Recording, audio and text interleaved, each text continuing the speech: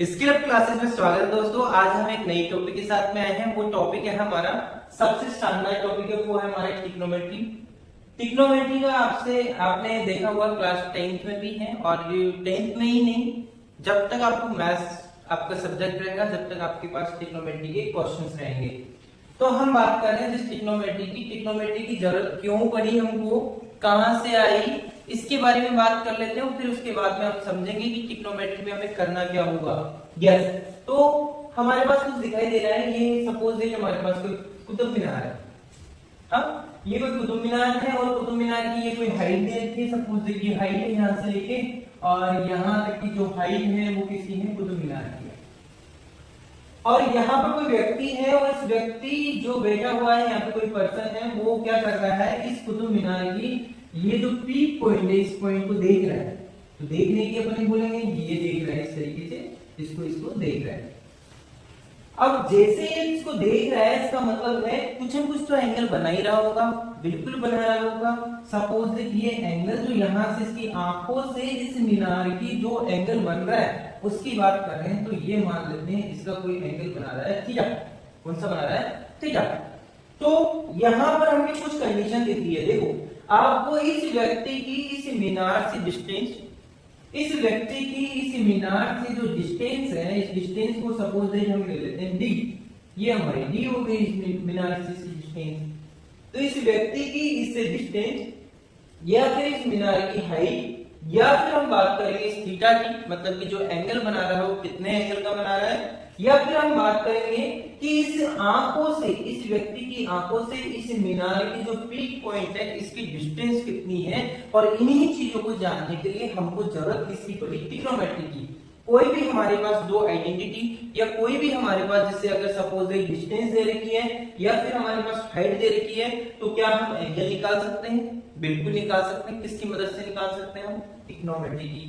ऐसे ही हमारे पास कुछ क्वेश्चन ऐसे भी दिखाई देंगे आपको, जहां पर आपके पास एक तो कोई पोल दे रखा होगा, इस तरीके से कोई पोल है, दूसरा आपको कोई मीनार दे रखी होगी।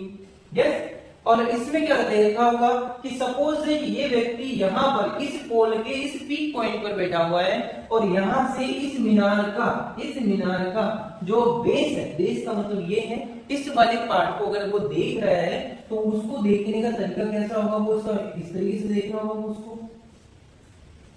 तो यहाँ पर इस तरीके से देख रहा होगा, तो यहाँ पर कुछ एंगल बन रहा होगा इस तरीके से। यस, या फिर हम बोल सकते हैं कि ये इसकी बेस लाइन होगी, ये वाली इसी के पैरेलल, या यहाँ इस बेस लाइन से ये कुछ एंगल बना रहा होगा। अपन बात करेंगे कि ये एंगल्स को बोलते क्या है, लेकिन बाद में बात करेंगे। अभी थोड़ा सा आप इस तरीके से समझ लो कि कुछ एंगल बना रहा होगा। यहाँ से ये व्यक्ति देख रहा है किसको? इसके बॉटम को। या फिर ये व्यक्ति देख रहा है किसको? इस मीनार के पीक पॉइंट को, तो भी कुछ एंगल बन रहा होगा। कैसा ना? बिल्कुल बन रहा होगा। तो यहाँ पर देखो हमारे पास कुछ कंडीशन मिली कि यहाँ से यहाँ तक की डिस्टेंस कितनी है, पहला, दूसरा मीनार की हाइट कितनी है, और तीसरा हमारे पास क्या है, एंगल कितना है, थीटा, डिस्टेंस, हाइट। और जब ये चीजें काम करती हैं तब किसका यूज करते हैं अपन? टिक्नोमेट्री का। अभी यूज करना सीखेंगे, पहले समझ लेते हैं कि टिक्नोमेट्री की जरूरत क्यों पड़ी। इसके बाद में हम टिक्नोमेट्री को समझने के लिए, जिससे आपने देखा होगा, एक एग्जांपल लेते हैं, बहुत ही शानदार एग्जांपल है। जैसे कि एक प्लेन है और प्लेन क्या कर रहा है, हवा में क्या कर रहा है, उड़ रहा है, मान लेते हैं। सपोज जिस टाइम पे आप मेजर कर रहे हो उस टाइम पे प्लेन है जो आपके वर्टेक्स में, मतलब आपके परपेंडिकुलर है, बिल्कुल आपके जस्ट ऊपर है। लेकिन विद इन 2 सेकंड के बाद में आपका जो प्लेन है वो कुछ दूरी पे चला जाता है, मतलब आपके वो परपेंडिकुलर नहीं रहता, किसी और एंगल पे चला जाता है। तो इस कंडीशन में अगर हमको एंगल का पता है, या एक तो एंगल का पता है, एक डिस्टेंस का पता है कि कितनी डिस्टेंस पे वो उड़ रहा है, मतलब हाइट है, तो क्या हम एंगल को, क्या हम उसका हाइपोटेन्यूस, मतलब कि उसकी जो डिस्टेंस है उसको हम निकाल सकते हैं। इसका मतलब ये, अगर हमको हाइट दे रखा है, एंगल दे रखा है, तो हम डिस्टेंस निकाल सकते हैं। और अगर हमको एंगल दे रखा है, हाइट दे रखी है, तो हम डिस्टेंस को कवर कर सकते हैं। सपोज थीटा और डिस्टेंस दे रखी है तो हम हाइट को निकाल सकते हैं। ये किससे निकाल सकते हैं? हम टिक्नोमेट्री से। यस, तो अब हम टिक्नोमेट्री में यहां तक हम समझ पाए हैं। तो अब हम टिक्नोमेट्री का यूज देख लेते हैं कि टिक्नोमेट्री को कैसे यूज करते हैं, कौन से रेशियोज का काम लेते हैं ट्रिग्नोमेट्री को, और साथ में हम ट्रिग्नोमेट्री के ये बारे में देखते हैं कि ट्रिग्नोमेट्री नाम एक्चुअल में पढ़ा कैसे, देख लेते हैं। ट्रिग्नोमेट्री वर्ड दिखाई दे रहा है आपको, ट्राई और गोनो और मेट्री, ये आपको वर्ड दिखाई दे रहा है, तीन वर्ड मिलेंगे। यहाँ पे ट्राई का मतलब तो हो गया हमारे पास 3, यस, और गोनो का मतलब हो गया हमारे पास क्या, साइड्स की बात कर रहा है, और मैट्रिक्स मतलब कि ऐसी मैट्रिक्स जो 3 साइड से मिलके बनी हुई है उसको बोलते हैं अपन ट्रिग्नोमेट्री, यस। तो ऐसे ही हमारे पास एक शेप दिखाई देगी आपको, उसको बोलते हैं हम ट्रायंगल। देखो ये वाला जो ट्रायंगल है इसमें साइड भी 3 है और ये मैट्रिक्स फॉर्म में भी है, और आपको दिखाई दे रहा होगा कि ट्रायंगल है, इसका मतलब जो भी ट्रिग्नोमेट्रिक रेशियो वर्क करेंगे वो कहां पर करेंगे, हमारे ट्रायंगल पर। और ट्रायंगल भी कौन सा, राइट एंगल ट्रायंगल। तो राइट एंगल ट्रायंगल हमने बनाया कि सपोज ये 90 डिग्री है, ये हमारे पास सपोज एंगल ए है, ये बी है, और ये हमारे पास क्या है, सी है। एक ऐसा ट्रायंगल ड्रॉ किया जहां पर ए बी सी हमने इस तरीके से पॉइंट दिए। यहाँ पर जो ए बी है ये एंगल ए को रिप्रेजेंट कर रहा है। अब हम बात करें राइट एंगल ट्रायंगल में। राइट एंगल ट्रायंगल में आपने देखा होगा कि जो ए बी है उसको बोलते हैं बेस। क्या बोलते हैं उसको, बेस। ये वाला जो पोर्शन है ये अपने पास क्या हो गया, इसका परपेंडिकुलर, क्योंकि यहाँ पे 90 डिग्री बन रहा है तो अपन इसको बोल सकते हैं क्या, परपेंडिकुलर।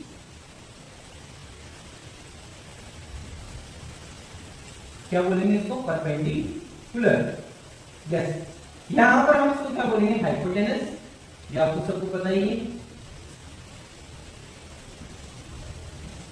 क्या बोल सकते हैं इसको, हाइपोटेनस। यहां वो बेस पता है आपके पास, ये बेस हो गया, ये परपेंडिकुलर हो गया, ये हाइपोटेनस हो गया। या फिर हम इसको क्या बोल सकते हैं, इस वाली को हम बोल सकते हैं क्या, इस साइड अपोजिट एंगल ऑफ ए, मतलब वो साइड जो एंगल ए के अपोजिट है, यस। या फिर इसको हम क्या बोल सकते हैं कि ऐसी साइड, क्या, ऐसी साइड जो क्या हो, एडजेसेंट हो। ऐसी साइड जो एडजेसेंट हो किसके, एंगल ए के। एडजेसेंट के बारे में आपको पता होगा, एडजेसेंट के बारे में बात कर चुके हैं। तो एडजेसेंट के बारे में पता है, अपोजिट के बारे में पता है, तो आपको ही पता लग गया कि ये साइड को हम बोल सकते हैं साइड अपोजिट एंगल ऑफ ए, या फिर इसको बोल सकते हैं साइड एडजेसेंट एंगल ऑफ ए, या बेस और परपेंडिकुलर, ये हो गया हमारे पास हाइपोटेनस। अब यहाँ पर हम बात करेंगे किसकी, ट्रिग्नोमेट्री की। अब ट्रिग्नोमेट्री का यूज यहाँ से स्टार्ट होता है, कहां से होना, राइट एंगल ट्रायंगल से। राइट एंगल ट्रायंगल में जब हम बात कर रहे हैं इसकी ट्रिग्नोमेट्रिक रेशियोज की, तो हमारे पास ऐसे दिखाई देंगे आपको, जैसे साइन है, कोसाइन है, टेंजेंट है, कॉटेंट है, सेकेंड है, कोसाइन है, इस तरीके आपको दिखाई देंगे, क्योंकि इनको बोलते हैं अपन ट्रिग्नोमेट्रिक रेशियोज। क्या बोलते हैं अपन, ट्रिग्नोमेट्री रेशियोज। क्या बोलते हैं इसको, ट्रिग्नोमेट्री रेशियोज, ठीक है। अब ये ट्रिग्नोमेट्री रेशियोज वर्क कैसे करते हैं देख लेते हैं। जब भी हम ट्रिग्नोमेट्री की बात करते हैं तो आपको इस तरीके की बॉक्स का पता होना चाहिए, बहुत ही शानदार है। इसको अगर हिंदी में बोलेंगे तो कुछ और है, और इंग्लिश में बोलेंगे तो कुछ और है। जो हिंदी वाले बच्चे हैं वो आपको इधर ध्यान दो, केवल इसको हमने जब भी सीखा था किस नाम से सीखा था, एल ए एल, मेरा लाल और मेरा कक्का। मेरा लाल क्या पड़ेगा, कक्का, ये आपको समझ में आ गया होगा।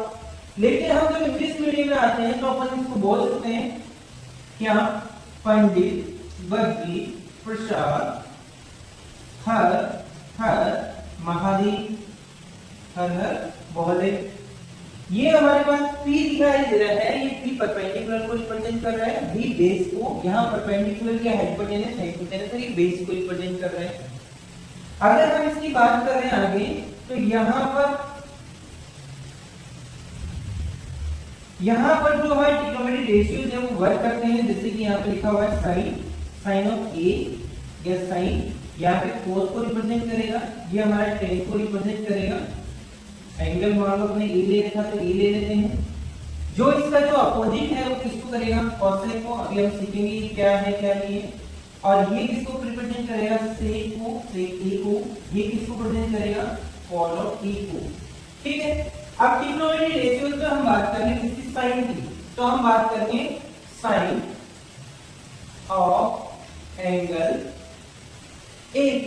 देखो आप साइन के लिए हम किसका यूज कर रहे हैं, पी बाई एच का। ट्रिग्नोमेट्री रेशियो क्या है अपने पास, पी बाई क्या है, पी बाई एच। यस, या फिर हम बोल सकते हैं पी क्या है, परपेंडिकुलर, और ये क्या है, हाइपोटेन्यूज। अब इसमें देख लेते हैं परपेंडिकुलर क्या है। परपेंडिकुलर तो हमारे पास बीसी है, और हमारे पास क्या है, एच क्या है हमारे पास, हाइपोटेन्यूज, और हाइपोटेन्यूज की वैल्यू क्या है, एसी। तो हम बोल सकते हैं क्या, क्या बोलेंगे हम इसको, BC is divided by AC.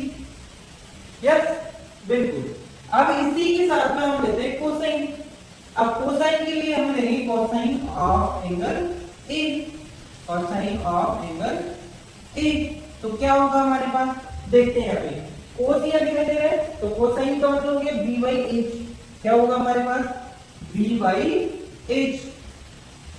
B का मतलब हो गया बेस, बेस क्या है हमारे पास ये, तो हम लिखेंगे बेस, बेस क्या है हमारे पास ए बी, और हाइपोटेन्यूज क्या है हमारे पास ये रहा, तो हाइपोटेन्यूज को हम ऐसे से लिखेंगे, क्या है हमारे पास हाइपोटेन्यूज ए। नेक्स्ट हम बात करेंगे टेंजेंट के लिए। टेंजेंट क्या बनेगा, टेंजेंट ऑफ एंगल ए। अगर टेंजेंट ऑफ एंगल ए निकालना है तो उसके लिए आपको p बाई b का यूज करना पड़ेगा। p का मतलब परपेंडिकुलर, b का मतलब बेस। तो परपेंडिकुलर क्या है हमारे पास, ये वाली साइड है bc, तो परपेंडिकुलर बाई बेस लिख लेते हैं पहले। तो फिर हम क्या करेंगे, इसमें परपेंडिकुलर क्या है हमारे पास bc, और बेस क्या है हमारे पास ab। तो हमारे पास साइन मिल गया, कोसाइन मिल गया, टेंजेंट भी मिल गया। अब हम बात कर रहे हैं कोसाइन की। किसकी बात कर रहे हैं, कोसाइन की। आपको पता होना चाहिए जो साइन है उसी का जस्ट अपोजिट क्या है, कोसेक है। इसका मतलब जो साइन की वैल्यू होगी उसी का रेसिप्रोकल किसका होगा, कोसेक का। तो हमारे पास जो आंसर मिलेगा, तो हम लिख लेते हैं पूरा इसको कि कोसाइन के लिए कि cosine of angle A is equal to opposite of sin A। sin A क्या है हमारे पास, P by H, तो हम इसका जस्ट अपोजिट करेंगे क्या, H by P। Yes, H by P। तो H by P, या फिर हम बोल सकते हैं H क्या हमारे पास हाइपोटेन्यूज, तो हम बोल देंगे AC is divided P। P क्या है हमारे पास BC, तो हमारे पास